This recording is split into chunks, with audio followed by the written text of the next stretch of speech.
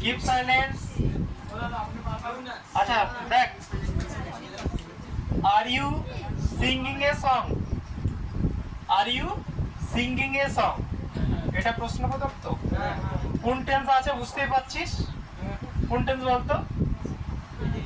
আর আছে এবং ভার্বের সঙ্গে আইএনজি আছে। কোন টেন্স? Present continuous. তাহলে এখানে অবজেক্ট কোনটা? এই দিকে খেয়াল কর, এখানে অবজেক্ট এ সং, তাই তো? অবজেক্টটাকে আমাদের সাবজেক্ট করতে হবে। তাহলে এ সং বলতে কটা সংকে বোঝাচ্ছে? একটাই। তাহলে একটা যদি হয়, অ্যামিজারের মধ্যে কি বসবে? ইজ হবে। অ্যামিজারের ব্যবহার জানিস। তাহলে ইজ যেহেতু প্রশ্নবোধক, তাই তো? এই সেন্টেন্সটা কি প্রশ্নবোধক? প্রশ্নবোধক হলে সাবজেক্টের আগে ইজটাকে লিখতে হয়। তাহলে ইজ এ সং,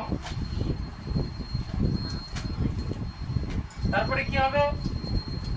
আইএনজি আছে বিভার্বের পরে, আইএনজির জন্য কি হবে? বিং। তাহলে ইজ এ সং বিং,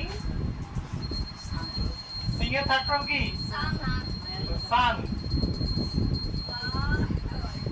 সাং, তারপরে ভিতরির পরে বাই হবে, বাই ইউ।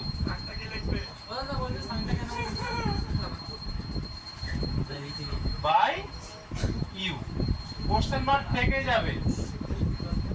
কি হলো, খালি নেই নাকি?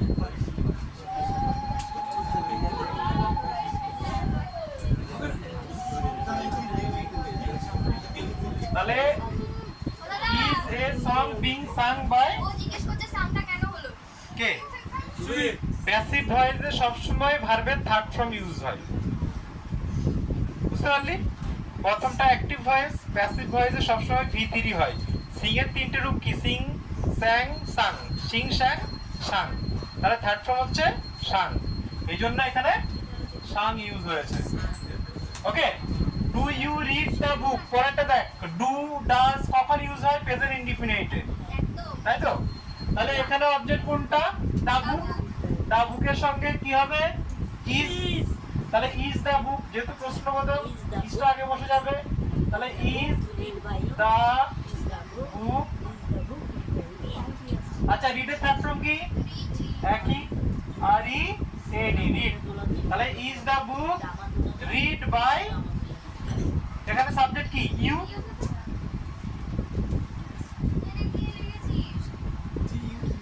আচ্ছা নেক্সট দেখ, you must do your duty, এখানে অবজেক্ট হচ্ছে your duty. Your duty, modal must কি? মাস্ট হচ্ছে মডাল, তাহলে must be, your duty must, মডালটা কি? মাস্ট। তারপরে কি হয়? Be, must be. ডু এর থার্ড ফর্ম কি? ডান। তাহলে ইয়োর ডিউটি, অবজেক্টটা সাবজেক্ট করলাম আমরা, তারপরে মডাল মাস্ট বসলো, তারপরে বি, বি এর পরে ভার্বের থার্ড ফর্ম, ডু এর থার্ড ফর্ম কি? ডান। Do did done. তাহলে your duty must be done. Done, ভি3 এর পরে কি হবে? বাই। কি হবে? এখানে সাবজেক্ট কি আছে? You, by you, full stop. তাহলে your duty must be done by you. বল এখানে কি কেন বি হলো বলতো? এটা মডাল, যত মডাল আছে can, could, may, might, shall, should, modal থাকলেই অবজেক্টের পরে মডালটা বসাবি। তারপরে বি, যেমন এখানে বি ইউজ করলাম, বিই, হ্যাঁ। তারপরে ভার্বের থার্ড ফর্ম, প্যাসিভ ভয়েস মানে ভার্বের থার্ড ফর্মটা বসবে। ডু এর থার্ড ফর্ম হচ্ছে ডান, ডু ডিড ডান, এই জন্য ডান হলো, বি ডান। ভি3 এর পরে বাই, তারপরে সাবজেক্ট হচ্ছে ইউ। ওকে, তারপরে দেখ কন্টিনিউ। যাদের বুঝতে অসুবিধা হচ্ছে গ্রামার বইটা একবার দেখে নিবি, টেন্সে প্রবলেম আছে অনেকের, তার জন্য প্রবলেম হতে পারে। তো টেন্সে যাদের প্রবলেম আছে আগের ভিডিওগুলো দেখে নিবি। হ্যাঁ,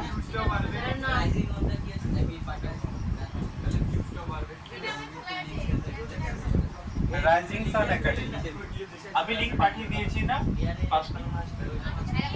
আচ্ছা দেখ, Rina said to Bina, are you happy? এইবার দেখ নারেশন চেঞ্জটা। রিনা সেড টু বিনা, রিনা বিনাকে বলল আর ইউ হ্যাপি, তুমি কি সুখী, তুমি কি সুখী। তাহলে এটা প্রশ্নবোধক বাক্য, তাই আমরা সেড টুর পরিবর্তে কি করব, আস্কড। প্রশ্ন কি করা হয়, আস্ক করা হয়।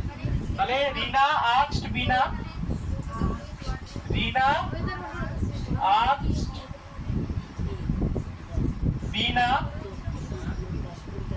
এইবার দেখ এখানে ডাব্লিউএস প্রশ্ন নয়, এটা আর দিয়ে শুরু হয়েছে, এটা ডাব্লিউএস ওয়ার্ড, এখানে ডাব্লিউ আর এইচ আছে নেই। যেমন আগের যে নারেশন চেঞ্জটা করেছিলাম সেটাতে কিন্তু ডাব্লিউএইচ আছে, এজন্য লিঙ্কার হিসেবে আমরা ডাব্লিউএস ওয়ার্ডটাই বসিয়েছি। কিন্তু এখানে যেহেতু আর দিয়ে শুরু হয়েছে, ডাব্লিউএস ওয়ার্ড ছাড়া অন্য কিছু দিয়ে যদি প্রশ্নটা শুরু হয় সেক্ষেত্রে কি বসবে, ইফ। লিঙ্কার হিসাবে ইফ বা ওয়েদার, ওয়েদার বানানটা বড় বলে আমরা ইফ লিখি। তাহলে ইফ বসলো, লিঙ্কারের পরে কি বসে, সাবজেক্ট। এখানে সাবজেক্ট কোনটা, ইউ। ইউ বলতে বিনাকে বোঝাচ্ছে, বিনা একটা মেয়ে, আমরা কি লিখবো তাহলে, শি। ইফ শি, এইবার কি হবে, ওয়াজ আর বসবে, আর আছে বাইরে পাস্ট টেন্স সেইড, সেইড আছে তো, বাইরে সেইড থাকলেই অর্থাৎ রিপোর্টিং ভার্বটা সেইড থাকলেই আমরা কি করব, অ্যাবিজার থাকলে ওয়াজ আর করে দেব। এখানে আর আছে, তাহলে শি এর সঙ্গে কি বসবে, ওয়াজ না আর, ওয়াজ। She was happy. এখানে কিন্তু ফুল স্টপ হবে। ভয়েস চেঞ্জের ক্ষেত্রে প্রশ্নবোধক বাক্যটা অ্যাক্টিভ ভয়েসে, প্রশ্নবোধক থাকলে প্যাসিভ ভয়েসটাও প্রশ্নবোধকই থেকে যায়। কিন্তু নারেশন চেঞ্জের ক্ষেত্রে ডাইরেক্ট নারেশনটা যদি প্রশ্নবোধকে থাকে, ইনডাইরেক্ট করলে তখন সেটা কি হয়ে যাবে, অ্যাসার্টিভ হয়ে যাবে। এজন্য এখানে ফুল স্টপ দিলাম। দেখ যেহেতু অ্যাসার্টিভ, তার জন্য সাবজেক্টের পরে অক্সিলারি ভার্বটা বসেছে।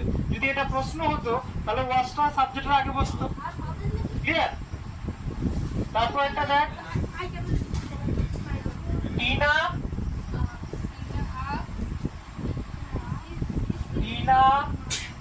asked her mother, টিনা তার মাকে জিজ্ঞেস করলো। এইবার দেখ এখানে প্রশ্নটা ডাব্লিউ শব্দ দিয়ে শুরু হয়েছে, হোয়াট দিয়ে, ডাব্লিউ এইচ শব্দ তো হোয়াট, তাই আমরা লিঙ্কার হিসেবে কি লিখবো, হোয়াট। তাহলে হোয়াট, এখানে বলেছে ইউ, ইউ বলতে মাকে বুঝিয়েছে, টিনার মাকে বুঝিয়েছে ইউ দ্বারা, তাই না? তাহলে আমরা কি লিখবো, শি।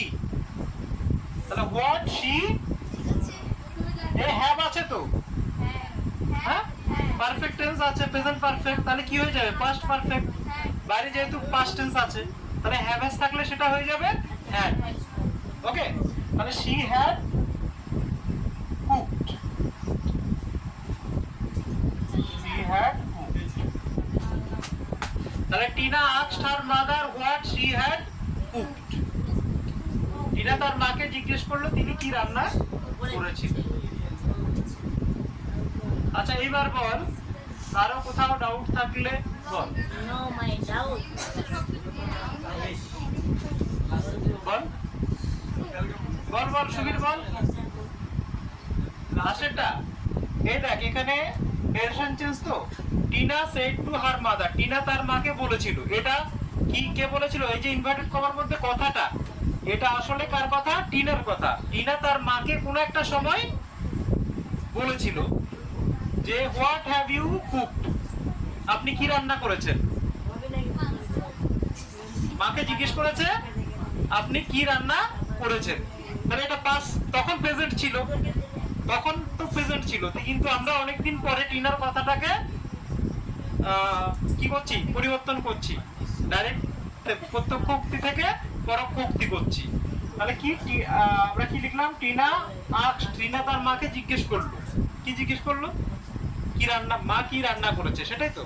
তাহলে Tina asked her mother what she had cooked, Tina তার মাকে জিজ্ঞেস করলো তিনি কি রান্না করেছেন, কি রান্না করেছিলেন সেটাই জিজ্ঞেস করেছিল।